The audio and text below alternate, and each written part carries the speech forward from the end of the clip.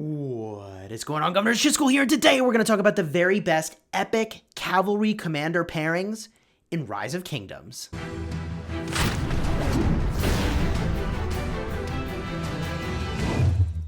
Hello my friends and welcome back. In this video, we're going to answer a question that you have been asking a ton in my live streams, which is, Chisgule, which cavalry commanders do I pair together? Which one should be the primary? Which one should be the secondary? And who do I invest in next? We're going to cover all of that in a very brief video, or at least we'll try to be concise to help you learn not only which pairings we think are best, but how you can identify which pairings you might want to pick moving forward.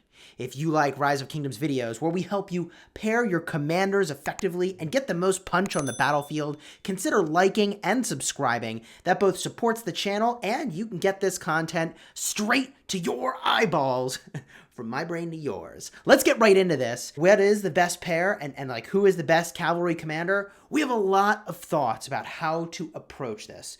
First and foremost, there's really two different types of situations that we need to talk about how you optimize for.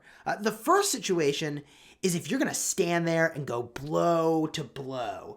That's one style of fighting, and some commanders are better for that.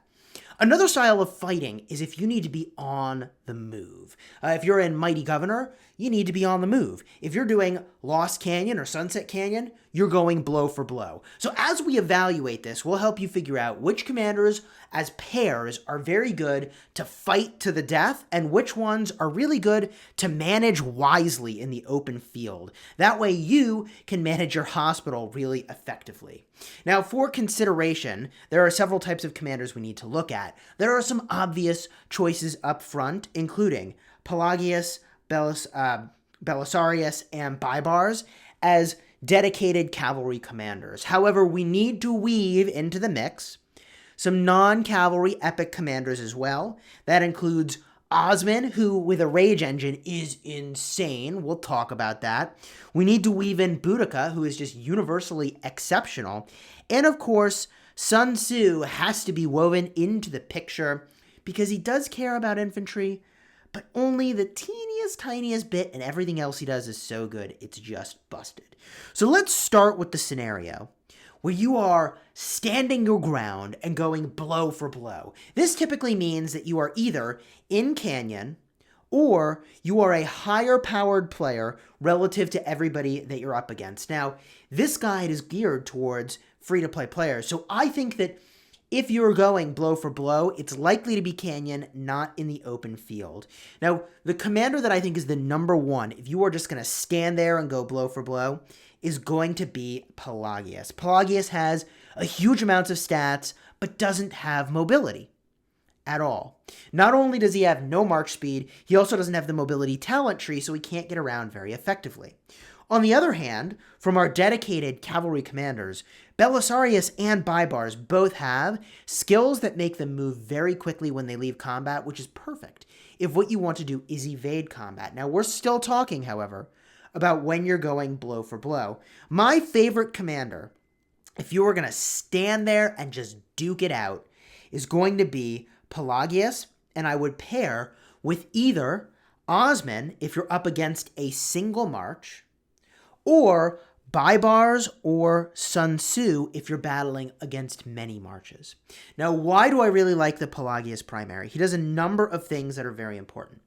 First and foremost, he has the skill tree and the cavalry tree, which means you can use a talent build like this to generate a lot of rage, and with that rage, you can fire off skills more frequently. Now, if you're battling against a single march, my favorite is going to be Osman, because Osman has huge amounts of single target damage. That comes in the form of an active skill that does a high amount of damage, and every time a skill is used, you're going to get 400 damage factor. That's 400 damage factor for the primary, 400 damage factor for the secondary. Using their active skills, that means every time your rage bar fills up, you're getting an extra 800 damage factor. You also can bring more troops to the battlefield, which is very, very powerful. That's on the 4th skill. You get 10% more troops. So this is a commander that I think is very, very strong. I also think Boudica is a solid runner-up if you're hitting that single target. And if you're in a game mode like Canyon, if you're standing there and fighting to the death, I actually think that AoE matters a lot more. Being able to hit multiple targets matters a lot. And so in that instance, I would say that Sun Tzu would be your number one pick. And I would also say that Baibars would be a number one cavalry pick. If what you're going to do, again, is stand there and fight blow to blow, but you're hitting multiple targets, Pelagius primary, Baibars secondary, or Pelagius primary, Sun Tzu secondary. Now, Sun Tzu is so good as a secondary. You're probably going to want to use him in a lot of different places. So I'm going to mention him in a lot of these combos, but I'm just going to assume that, because there's so many good, dedicated cavalry commanders, that you might just sort of shuffle him around to different marches that are where you're unable to find a great pairing. So again, single target, I'm going to use Pelagius Osman as my number one pick, Pelagius Boudica as a number two pick. They all care about skill damage. That way you can go in on the skill tree and feel pretty good about it. One other build that you could use on your Pelagius in this instance would be a skill-focused build as follows. This is going to generate even more rage and go all in on that plan. And I will call out that it is important we've picked up Emblazoned Shield in order to reduce the skill damage you're taking. That is cavalry's biggest weakness, is taking damage. They generally are not very effective at it. And Pelagius is just so good, first skill generating rage, and also fourth skill doing a lot of healing. Honestly, a disproportionate amount of healing. This is 900 healing for, over the course of 2 seconds, and there's a 10% chance to get it to happen. Well, if you look at a legendary commander like Frederick I, he's got basically the same thing, but the heal happens a little faster, and it's 1,000 healing factor. So I really do think Pelagius is exceptional, going blow for blow, which, again, you would only do in Canyon if you're free to play low spender, or you're just a big spender and you need more cavalry marches and you're out in the field. Okay, now let's talk about the other scenario and give you some really amazing cavalry pairs. If what you need to do is move quickly and you are going to micromanage 1 or 2 marches on the battlefield to go fast, be maneuverable, do what you need to do, quick hits, get out, or the second you get targeted, maneuver your way out of the situation. Now, in that instance, I would argue that one of the very best pairs is going to be Belisarius primary and Baibars secondary. The reason is that they both give you a ton of march speed when you leave combat, and those skills should both stack, which means when you leave combat, you are going to be flying. The advantage of using a Belisarius primary is that they have the mobility trait, which means they are extremely maneuverable in the open field. By virtue of having the hasty departure talent, which is right over here, you get 60% extra march speed when you leave a structure or when you leave a resource node. So if you're fighting in the open field, you just jump into a resource node and you're out of there. One way that you can actually deny someone escaping from combat is to get into the resource node right before they try to do this and get a hasty departure. In terms of builds, this is the maximum movement speed build in the game. Check out my video card up in the top where we talk about getting the most movement speed possible out of your commanders. I actually think that in most cases, this is close to what you might want for fighting other players, but I think you would want more of a hybrid using cavalry and just enough mobility to get hasty departure. But if what you want to do is be less concerned about the extent to which you're dealing damage and be more maneuverable, if you want to slay people in Mighty Governor, which is a good choice if you are a free-to-play or low spender, this is a pretty sick build for moving around ridiculously fast. Now, the Baibars and Belisarius pair is just very solid for speed, but there are some other things that you could go and do. If what you want to do is be maneuverable on the battlefield, really you could take either one of those, and you might have enough movement speed already to be fine. From either the fourth skill over here, giving you 50% march speed when you leave combat, or you have over here an additional 50% march speed for 10 seconds after you leave battle. Really solid. You do need to be able to leave battle to get those benefits. One other sort of set of pairs that you could look at is to say, you know what? I only want to bring either Belisarius or Baibars. What should my pairs be? If what you want to do is just bring Belisarius, and you say that's enough mobility. I'm going to use him as a primary. That gives me enough mobility. In that case, if what you want to do is just have one mobility commander primary, I would say your slam dunk best pick for a secondary is Pelagius. Now, if you go this sort of hybrid route as a free-to-play player, what you're doing is you're able to zip into battle quickly. You're able to debuff the enemy with a very important first skill here. 30% attack and defense reduction is huge. The damage factor you're less concerned about, and that's okay, right? You're thinking at this point your role is to be supporting what's happening on the field. Belisarius is very good in that capacity. You're also going to get a bunch of extra defense. 30% defense here is no joke. We look at Pelagius, he's also got 30% of stats, but that requires an expertise skill to get that to happen, and that's 15% defense and 15% attack.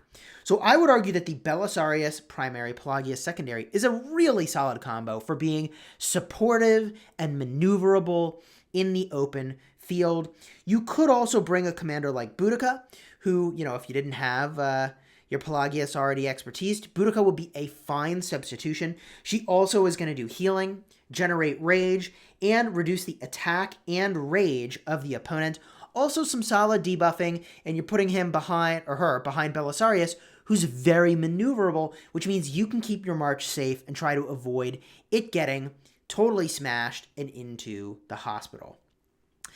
One other combo you could use if you're doing a sort of Belisarius primary and a Sun Tzu secondary, for instance, would give you a huge amount of rage gen. It would honestly be pretty decent if what you say is, you know what? I'm going to be hitting a lot of enemies. I am going to be supportive, but the way I'm going to generate rage is to hit lots of folks. If you haven't already committed your Sun Tzu somewhere else, I think that he would just be freaking amazing as a secondary to Belisarius, in part because if you're hitting at least 2 targets, you're going to generate 100 rage. That's pretty much the same thing that you were getting off of your Pelagius, but now you're hitting even more targets with almost as much damage factor. Yeah, you have slightly fewer cavalry stats, but gosh darn it, it's just so effective, and you're reducing the damage you take. You're going to miss not having healing for your sustain in the open field, but if you're doing quick hits and going back to town, Sun Tzu would kind of be an amazing choice there. One other pair that we do need to talk about is going to be a Baibars and Sun Tzu pair in the open field. Again, we're only looking at epic pairings here, but the thing that I like about Baibars and Sun Tzu as a pair is that they're both going to do huge amounts of AOE damage. That's the thing that Baibars does ridiculously well. He also is going to slow targets, only one at a time, but he is going to slow a target, which is really good. Sun Tzu is going to elevate the damage that Baibars is doing. The thing that this pair is going to be missing is really some sustain and healing. Yes, you'll reduce the damage you're taking, but with Sun Tzu, you're getting the rage gen, and with both of them, you're doing AoE. If we're talking about a pair that is just going to sit there and do tons of AoE in a situation like Canyon, or even in Ark of Osiris, yeah, I mean, these two could do a ton of work. Now, you may have noticed, I just mentioned a ton of pairs. What are, like, the top 3 pairs, Chisgule? Like, cut it all down. Like, what is the legit best pairs? And I'll say, look, it depends a lot on the context. But if I were to slam dunk, have to choose some pairs right now, I would say that the number 1 cavalry pair all around is going to be Pelagius primary, Sun Tzu secondary. My number 2 pick for a cavalry pair all around is going to be a Pelagius primary, Osman secondary. That's now focused on single targets. My number 3 pick is going to be a Belisarius primary with a Pelagius secondary. You're going to get the extra rage gen that Belisarius really needed, and that mobility, I think, is just so important in so many situations. Now, if you're a newer player into Rise of Kingdoms and you're thinking like, well, Chisgule, which of these commanders should I invest in first? This is a really phenomenal question. The reason that I've given you so many different options is that if you're in the early game, you're still figuring out like, okay, I only have so many sculptures, where do I start? I'm going to argue that in the very beginning, the first commanders you should be investing in are going to be Sun Tzu, it's going to be Boudica, and it's going to be Joan of Arc. Which means now you need to pick one cavalry commander that is going to pair with one of those 3 in a bunch of other contexts. I would make the argument that if you're only going to pick one, a really good pick in the early game is probably going to be Belisarius. This is going to enable you to do a bunch of stuff in Mighty Governor, really messing with people. You're going to be benefiting a whole heck of a lot battling against barbarians, which is going to be very important in the early game and will continue to be important on an ongoing basis. I think that would be a solid commander to go hunt for as an investment, as your first cavalry commander to go all in on. With that said, if what you want to do is work on your city's defense, it would be very easy to see you doing Pelagius instead.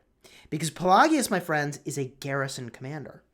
They do have a skill that is dedicated to protecting your city. So if what you wanted to do was say, you know what, Chisgule, I've got my Sun Tzu, I've got my Boudica, I've got my Joan of Arc, now I need one more cavalry commander, and I need a second commander for my wall. You may be doing, Sun Tzu, Boudica, but the second you do Pelagius, and you start to skill him up pretty well, he would become a much better secondary for defending your city, and that would put you in a really good position for city defense using a Sun Tzu primary, Pelagius secondary. And the only reason I'm saying Sun Tzu should be the primary is just because I've sort of assumed at this point that you have invested more in your Sun Tzu already, because gosh darn it, this commander is so good, they have to be one of your first invests, one of the first things you level up. Whew, so there you have it. We reviewed a ton of cavalry commanders at the epic tier, who to pair with, where they're good. The key to all of this is understanding when each of these commanders is good and how they can sort of amplify each other and help each other out. We've given you a sequence with which to invest in them. And, if this is your fourth commander at the epic tier you're investing in, I personally went for Pelagius on my restart, even though I already had garrison commanders lined up. I think if I were doing it again, I actually would go for the Belisarius for battling barbarians. This is something that I could use some more capability doing, and this guy is honestly very good in Canyon, because when you're fighting to the death, your enemy typically does drop below 50%, and you benefit hugely from this fourth skill right over here. Hopefully you enjoyed this video. If you did, drop a like and subscribe. That would mean a lot to me as a content creator. There's other stuff we could have talked about. For instance, we didn't really talk much about CPO. I don't think this is a great choice when you're pairing with cavalry commanders, because the majority of them all want more rage, or they do skill damage, and CPO is not going to bring you either of those things. There is, I guess, one situation where you could use them, and I just have so much fun thinking about this stuff, right? You could use a Belisarius primary and a CPO secondary for a really tanky march that's running around in Mighty Governor. I don't know, it just doesn't make sense. Stick to the combos I mentioned before. We didn't talk about Joan of Arc because, again, I'm just going to assume you've got her somewhere else in the equation. Pairing her with your cavalry is not really the strongest choice. You could use a Joan of Arc primary and have one of these other cavalry commanders as a secondary, but you're going to run out of really meaningful places to put her talent points. You can see here we got stuff up in full quiver over here. Some of this is for siege units and for infantry and for mixed units. Like this, Joan of Arc might be interesting in the early game, but you're going to fade off of using her as a primary, certainly for cavalry, pretty quickly as your account is powering up. Whew. All right, I think we dotted the I's, crossed the T's. Don't use Lancelot, really, or Dragon Lancer. This is all about epics. These are commanders you could use, but we'll save that perhaps for another video. All right, we're going to go for real. Until next time, you have fun smashing the kingdom. And I do want to see in the comments, what pair do you prefer and why?